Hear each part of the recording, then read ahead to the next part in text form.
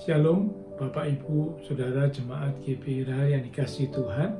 Hari ini kembali kita akan belajar kebenaran firman Tuhan dengan judul Hambatan Kemenangan Orang Percaya. Sekali lagi, hambatan kemenangan orang percaya.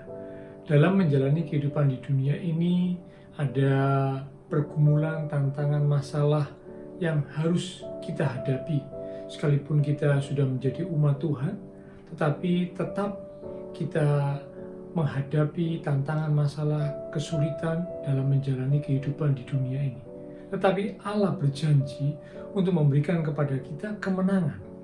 Dalam 1 Korintus pasal yang ke-15, di ayat yang ke-57. 1 Korintus 15 ayat 57, demikian firman Tuhan. Tetapi syukur kepada Allah yang telah memberikan kepada kita kemenangan oleh Yesus Kristus Tuhan kita. Amin. Dikatakan Allah memberikan kemenangan kepada kita. Jaminan kemenangan Allah sediakan buat setiap anak-anaknya yang percaya kepadanya. Karena itu, ketika kita menghadapi tantangan, masalah, kesulitan, kita tidak takut karena Allah berjanji, bahkan Allah menjamin kemenangan disediakan buat setiap orang percaya. Namun dalam kenyataannya ada orang-orang yang menyebut dirinya sebagai orang percaya, namun tidak mengalami kemenangan yang Allah sediakan. Ketika mereka menghadapi masalah, pergumulan, mereka gagal untuk meraih kemenangan yang Allah sudah sediakan. Apakah sebabnya? Mari kita akan lihat bersama. Yang pertama, apa sebab ada orang percaya yang gagal untuk meraih kemenangan? Yang pertama, karena mendengar nasihat yang salah. Sekali lagi, mendengar nasihat yang salah. Dalam Mazmur pasal 1, di ayat yang pertama mulai sampai dengan ayat yang ketiga, Mazmur pasal 1, ayat pertama sampai dengan ayat yang ketiga. Demikian firman Tuhan. Berbahagialah orang yang tidak berjalan menurut nasihat orang fasik, yang tidak berdiri di jalan orang berdosa, dan yang tidak duduk dalam kumpulan pencemooh. Tetapi yang kesukaannya ialah Taurat Tuhan, dan yang merenungkan Taurat itu siang dan malam. Ia seperti pohon yang ditanam di tepi aliran air, yang menghasilkan buahnya pada musimnya, dan yang tidak layu daunnya. Apa saja yang diperbuatnya berhasil. Sebab yang pertama, mengapa ada orang yang menyebut dirinya sebagai orang percaya namun gagal untuk menggapai, meraih kemenangan yang Allah telah janjikan, yang Allah telah sediakan? Yang pertama, sebab mendengar nasihat yang salah. Pemazmur berkata, berbahagialah orang yang tidak berjalan menurut nasihat orang fasik. Memang setiap orang membutuhkan nasihat, karena dalam menjalani kehidupan ini kita tidak tahu tentang banyak hal. Kita butuh pertimbangan, nasihat. Tetapi ketika kita mendengar nasihat dari orang yang salah, atau mendengar nasihat yang salah dari orang yang tidak benar, dari orang fasik, Alkitab berkata begitu, maka itu akan membuat kita terjerumus. Ingat kisah tentang seorang raja yang bernama Rehabeam, yang merupakan anak dari Salomo. Nah, ketika Rehabeam mendengar nasihat yang salah, membuat akhirnya kerajaannya terpecah menjadi dua. Mengapa?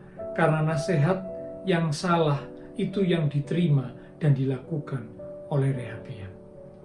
Betapa penting untuk setiap kita umat Tuhan mengkritisi setiap nasihat yang kita terima, karena belum tentu semua nasihat itu benar. Kalau nasihat firman Tuhan itu pasti benar, nasihat yang sesuai dengan firman Tuhan itu pasti benar. Tetapi nasihat pada umumnya dari orang di sekeliling kita belum tentu benar. Bisa jadi mereka memberikan nasihat yang salah. Nah, ketika kita mendengar dan menerima nasihat yang salah serta melakukannya, maka ini menjadi sebuah hambatan untuk kita meraih kemenangan yang Tuhan sudah sediakan. Yang kedua, apakah sebab ada orang percaya yang gagal meraih kemenangan yang Allah sediakan. Yang kedua, sebab mereka tidak sabar dalam menanti waktu Tuhan. Sekali lagi, mereka tidak sabar dalam menanti waktunya Tuhan. Yesaya 40 ayat yang ke-31, Yesaya 40 ayat 31 berkata, tetapi orang-orang yang menanti-nantikan Tuhan mendapat kekuatan baru. Mereka seumpama Raja Wali yang naik terbang dengan kekuatan sayapnya. Mereka berlari dan tidak menjadi lesu. Mereka berjalan dan tidak menjadi lelah. Alkitab berkata, orang yang menanti-nantikan Tuhan berarti menantikan Tuhan bekerja, menantikan waktunya Tuhan beracara untuk menyatakan pertolongannya, untuk menyatakan kuasa mujizatnya.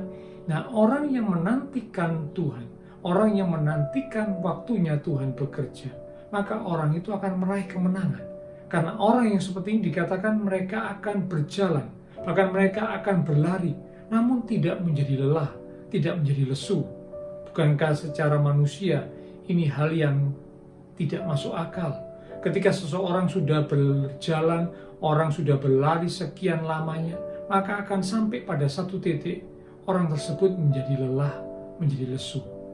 Tetapi orang yang menantikan Tuhan, orang yang menantikan waktunya Tuhan bekerja, maka orang ini sekalipun dia berjalan, dia berlari dalam menjalani kehidupan ini, ada tantangan, masalah, kesulitan yang dia harus hadapi, namun dia tidak menjadi lesu. Mengapa? Karena mereka menanti-nantikan Tuhan. Karena mereka menantikan waktu Tuhan bekerja dalam hidup mereka. Nah, karena itu mari kita mau belajar untuk sabar menanti waktunya Tuhan. Ingat, Tuhan membuat segala sesuatu menjadi indah pada waktunya. Ketika Tuhan menyatakan pertolongan, tidak pernah terlalu cepat, namun juga tidak pernah terlambat. Pertolongan Tuhan selalu dinyatakan tepat pada waktunya. Karena itu, mari tetap sabar menanti waktunya Tuhan. Yang ketiga, apa sebab orang gagal untuk menggapai kemenangan yang Allah sudah sediakan? Yang ketiga, karena hidup di dalam dosa. Sekali lagi, hidup di dalam dosa. Yeremia pasal 5 di ayat yang ke-25. Yeremia 5 ayat 25. Kesalahanmu menghalangi semuanya ini, dan dosamu menghambat yang baik daripadamu.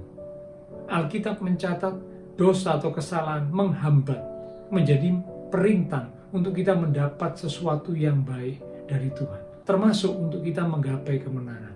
Karena kemenangan adalah sesuatu yang baik dan indah yang Tuhan sediakan buat kita. Akan tetapi ketika seorang umat Tuhan menyimpan dosa, tidak membereskan dosa, bahkan senantiasa hidup di dalam dosa, maka dosa menghalangi, merintangi untuk umat Tuhan ini menggapai kemenangan yang Allah telah sediakan. Karena itu mari, begitu kita sadar, kita lakukan dosa atau kesalahan, segera minta ampun kepada Tuhan, segera bereskan dosa, tinggalkan dosa, dan kembali hidup di dalam kebenaran, supaya kita boleh menggapai kemenangan yang Tuhan sediakan. Yang keempat, yang terakhir, mengapa ada orang yang menyebut dirinya sebagai orang percaya, namun gagal meraih kemenangan yang Tuhan sediakan? Yang keempat ialah karena mereka tidak dapat mengendalikan diri. Mereka tidak bisa menguasai dirinya. Amsal pasal 16 di ayat yang ke-32. Amsal 16 ayat 32. Orang yang sabar melebihi seorang pahlawan. Orang yang menguasai dirinya melebihi orang yang merebut kota. Dikatakan Alkitab, orang yang menguasai dirinya melebihi seorang yang merebut kota. Orang yang merebut kota berarti adalah seorang pemenang. Nah, orang yang mampu menguasai dirinya melebihi seorang pemenang, melebihi seorang yang merebut kota. Namun orang yang gagal untuk mengendalikan dirinya, untuk menguasai dirinya, maka dia berarti tidak bisa meraih kemenangan yang Tuhan sudah sediakan. Salah satu buah Roh Kudus adalah menguasai diri. Nah, betapa penting untuk kita umat Tuhan menguasai diri kita. menaklukkan diri kita untuk bisa tunduk dan taat kepada firman Tuhan, kepada apa yang Tuhan kehendaki. Sehingga kita bukan melakukan apa yang kita mau, kita bukan melakukan apa yang kita suka, tetapi kita melakukan apa yang Tuhan mau. Dan itu hanya bisa terjadi kalau kita menguasai diri, kalau kita mengendalikan diri kita. Nah, karena itu mari kita mau belajar untuk menguasai diri, mengendalikan diri kita, tentunya dengan pertolongan Allah Roh Kudus yang memampukan kita untuk kita bisa mengendalikan atau menguasai diri kita. Nah, inilah 4 sebab mengapa ada orang yang menyebut dirinya sebagai orang percaya, namun gagal untuk meraih kemenangan yang Tuhan sediakan. Yang pertama dikatakan karena mendengar nasihat yang salah. Yang kedua dikatakan karena tidak sabar dalam menunggu waktunya Tuhan. Yang ketiga dikatakan karena hidup dalam dosa. Dan yang keempat tidak dapat mengendalikan diri. Mari kita mau belajar bersama-sama untuk melakukan firman kebenaran yang kita terima bersama pada hari ini. Sehingga kita ketika menghadapi tantangan masalah kesulitan, kita percaya bahwa kita pasti akan menggapai kemenangan yang Allah sediakan buat setiap kita. Mari kita satu dalam doa. Terima kasih Tuhan untuk firman kebenaran yang sudah kami terima bersama pada hari ini. Mengingatkan setiap kami bahwa Tuhan Yesus menjanjikan, menyediakan kemenangan buat setiap kami, anak-anak Tuhan yang percaya kepada Tuhan dengan segenap hati kami. Dan firman-Mu sudah mengingatkan pada hari ini supaya kami boleh belajar untuk mendengar nasihat yang benar. Ketika kami mendengar nasihat, kami boleh kritis, kami boleh selektif. Tidak semua nasihat harus kami dengar dan kami terima. Kalau itu nasihat yang tidak benar, nasihat yang salah, maka kami menolaknya. Kami hanya mau mendengar dan menerima nasihat yang benar, terutama nasihat dari firman Tuhan yang pasti selalu benar. Demikian juga Tuhan, kami mau belajar untuk sabar menanti waktunya Tuhan. Karena kami percaya Tuhan selalu membuat segala sesuatu menjadi indah pada waktunya. Kami mau belajar untuk hidup dalam kebenaran, menanggalkan dosa. Kalau kami sadar ada kesalahan yang sudah kami lakukan, segera kami bertobat, kami minta ampun, kami bereskan dosa kami tinggalkan dosa kami, dan kembali kepada jalan yang benar. Sehingga dosa tidak menjadi penghalang untuk kami menggapai kemenangan yang Tuhan sediakan. Dan kami mau belajar untuk bisa mengendalikan, menguasai diri kami, sehingga kami bisa menundukkan, menaklukkan diri kami untuk taat kepada firman Tuhan. Terima kasih Tuhan, meteraikan firman yang sudah kami terima, sehingga setiap kami umat Tuhan boleh menggapai kemenangan yang Tuhan sediakan buat kami. Terima kasih Tuhan Yesus. Biarlah segala berkat, anugerah, damai, sukacita yang melimpah dari Allah Bapa Surgawi, kasih Tuhan Yesus Kristus, dan persekutuan dengan kuasa Roh Kudus akan terus memimpin, menuntun langkah kehidupan setiap kami. Itu terus mintai kami sekalian mulai hari ini sampai Maranatha Tuhan Yesus datang kembali. Di dalam nama Tuhan Yesus Kristus kami sudah berdoa. Amin.